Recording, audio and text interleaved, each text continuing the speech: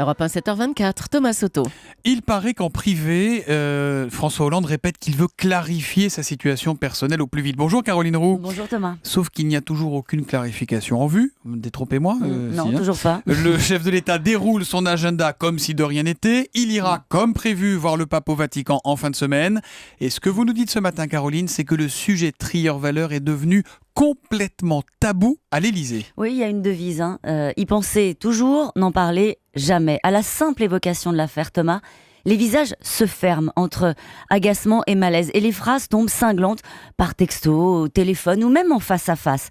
Pas de commentaires. Ou encore, comme l'assume ce conseiller intime du chef de l'État, si je savais quoi que ce soit, je ne vous le dirais pas, j'en parle avec lui, mais ça ne regarde que nous.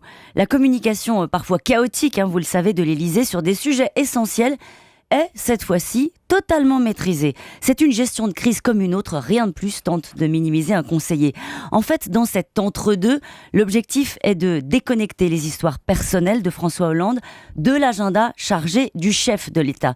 Aucun de nos interlocuteurs habituels au château, comme on dit, ne se laisserait aller à des pronostics, car personne n'est totalement sûr de savoir de quel côté va retomber la pièce. Naturellement, le sujet est de toutes les conversations, mais avec prudence. Comme le dit un ténor du PS amusé, tout le monde a bien vu passer la petite phrase prêtée à Manuel Valls dans Le Canard enchaîné la semaine dernière, disant que le président s'était comporté comme un adolescent attardé. Alors les commentaires se font, mais en cercle restreint. Et ce qui est bien, c'est que vous savez ce qui se dit en cercle restreint. Alors, est-ce que les langues se délient, Caroline ? Oui, et parfois, je vais vous dire que les commentaires sont d'une violence inouïe.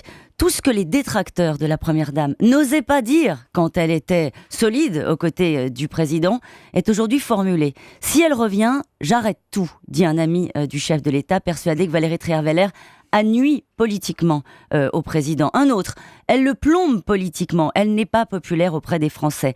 Les Hollandais, en fait, qui ont mal supporté sa présence pendant la campagne ou ses coups de sang, prennent d'une certaine manière leur revanche. Vae victis, malheur au vaincu.